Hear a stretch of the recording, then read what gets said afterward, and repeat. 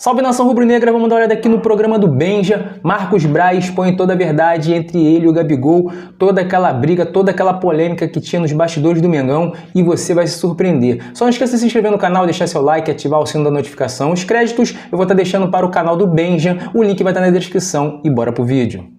Esse fim de novela Gabigol e Flamengo não terminou bem.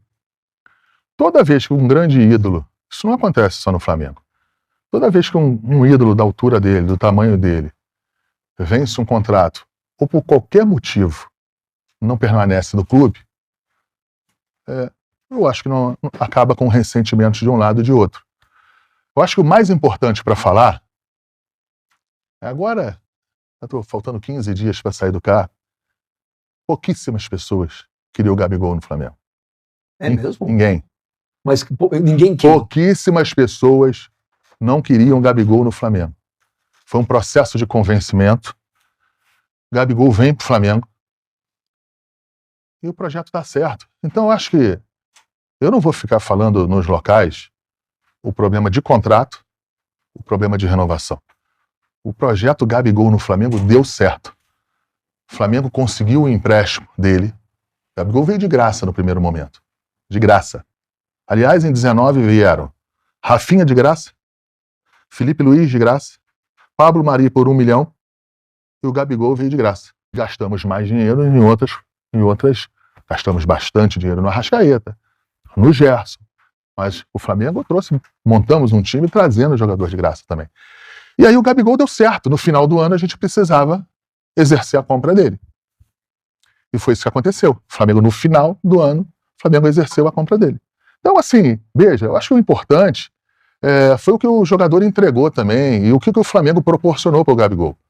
Eu acho que é injusto a gente, depois desses 6 anos, depois de tantos títulos que foram conquistados, dos gols que ele fez, do que o Flamengo proporcionou a ele também, pela grandeza de clube, pelo tamanho da torcida. Não, tá bom, Marquinhos, pela idolatrua. Tá bom, sim, mas porque aí, senão isso passa.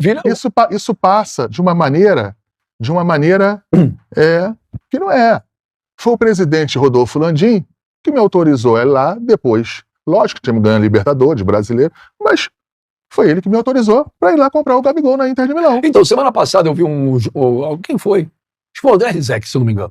O André Rizek deu uma opinião dele na Sport TV, dizendo que você agora tinha oferecido um contrato de 5 anos pro Gabigol e o Landim não quis. Falou que era um contrato de 1 ano porque ele não tem entregado. Não procede. Eu vi isso do Rizek, eu vi.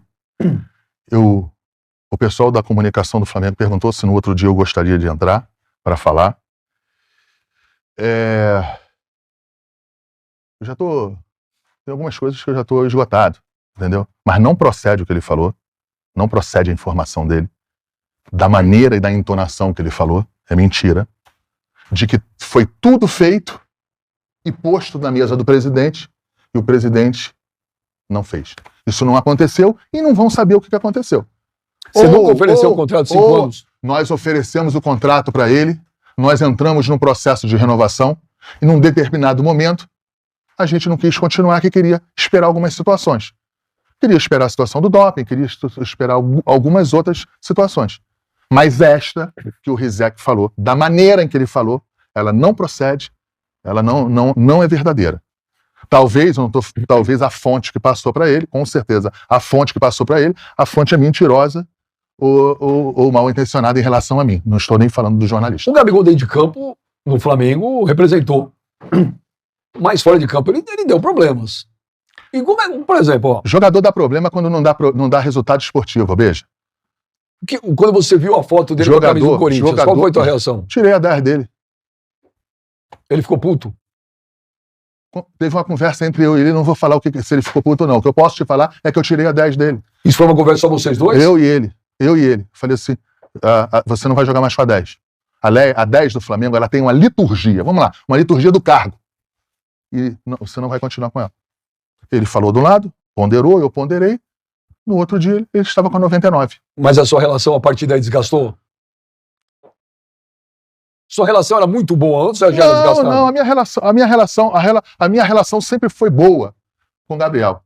Sempre foi bem acima da média, sempre foi boa, mas dentro desses 6 anos aí tiveram fatos pontuais que nos levou a um estresse. O meu problema com ele no vestiário, o meu estresse com ele no vestiário. Qual? Enfim, no que ele estava querendo ir embora antes do sorteio do doping. Porque ele tinha sido... Ele saiu, acho que se machucou.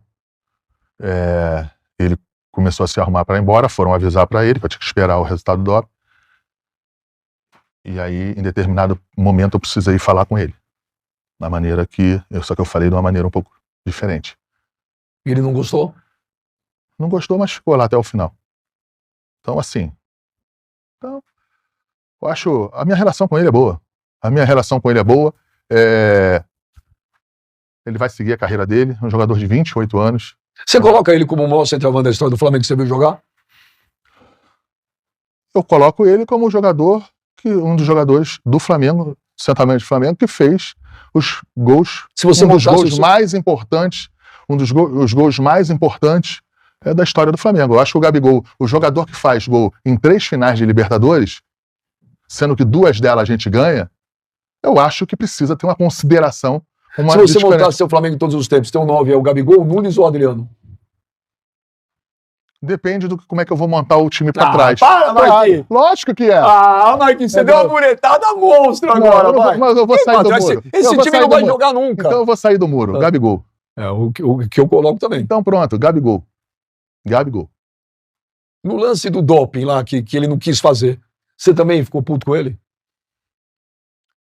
No lance do doping, a gente foi entender o que tinha acontecido depois. A gente sabia que tinha tido problema, mas o que foi pro papel em relação aos fiscais lá, ao pessoal do doping, a gente teve acesso depois. Na hora, não era assim. Até porque o Gabriel fez os testes. Ele fez o teste tanto de urina quanto de sangue. Ele não se furtou a fazer os testes. Mas eu acho que ele brincou lá com um determinado fiscal, demorou em outro momento. Enfim, ele arrumou esse... Quando o Flamengo ganha a Copa do Brasil, o Gabigol vai pra entrevista, ele nitidamente alfineta toda a diretoria. Inclusive Né? a mim. Inclusive você. Ele me bota no... Principalmente você. Quando você chega no Rio, tem torcedor te xingando. Isso pós um título. Não, pós um título nacional importante, que classifica para E pra Libertadores. você achou na boa? Normal? Lógico que não é normal. Você não conversou depois com ele? Lógico. Não, conversei depois com ele. Tanto que eu tirei ele de 2 jogos. Mas não foi só pelo que ele falou. Não foi pelo que ele falou. Foi o lance do Felipe Luiz? Foi por uma situação dentro de vestiário que ficou no vestiário. Mas que precisou... Dele com o Felipe Luiz? Foi uma situação dentro do vestiário em que precisou ter uma intervenção. É isso que é. E ele entendeu depois. O Gabigol ficou chateado quando você contratou o Tite? Foi um momento, eu acho que eu não estava muito com a relação... Foi num momento, eu acho que a gente não estava tão próximo. Você e o Gabigol? É. Mas por que vocês não estavam tão próximos? Por causa do problema do vestiário, se não me engano, do doping. A relação de vocês é uma coisa meio entre tapas e beijos? Eu falei já isso, entendeu? Mas olha só, a minha relação com ele sempre foi uma relação respeitosa, mas sempre deixei claro a relação de comando. Lógico que quando você tem uma intimidade maior com o jogador, você bota isso em risco. Mas o respeito e o carinho que eu tenho com ele são para os outros, todos os jogadores. Eu tenho relações lá com os... Veja, eu estou saindo agora. Os 30 jogadores lá, ou eu contratei, ou eu renovei da base. A minha relação é muito forte. Mas a minha relação é muito forte, não é... Isso acontece muito do futebol. E quem não é do futebol não entende. O tempo não diz, muitas vezes não diz muita coisa no futebol. Mas quando você ganha com o jogador, isso vai para uma caixinha, isso vai para uma prateleira diferente em relação a respeito mútuo. Então, a partir do momento que eu ganho com um Arrascaeta, com Bruno Henrique, 13 títulos, eu não posso ter uma relação com ele. Ele não pode ter uma relação comigo, de dirigente, igual a outros dirigentes que ele teve na vida. Então, torcida rubro-negra, o que vocês acharam aí do Marcos Braz expondo toda a verdade, toda a polêmica entre ele e o Gabigol? Vocês acharam que ele escondeu mais alguma coisa? Pra mim, cara, eu achei que ele escondeu. Tem mais coisas aí, né? Ele não quis falar também, né? Aconteceu muitas coisas ali dentro dos bastidores, vestiário, dentro do clube, cara, que ele não vai falar, né, cara? Algumas coisas vazaram e outras não, né, cara? O que você acha aí, né, do Marcos Braz? O que ele falou? Se ele foi sincero ou não? Deixa aí nos comentários a sua opinião. E para finalizar, quero pedir para você que é novo aqui, que se inscreva, dê seu like, compartilha, comenta, ativa o sininho da notificação, porque é muito importante para o nosso crescimento. Eu vou ficando por aqui e até o próximo vídeo.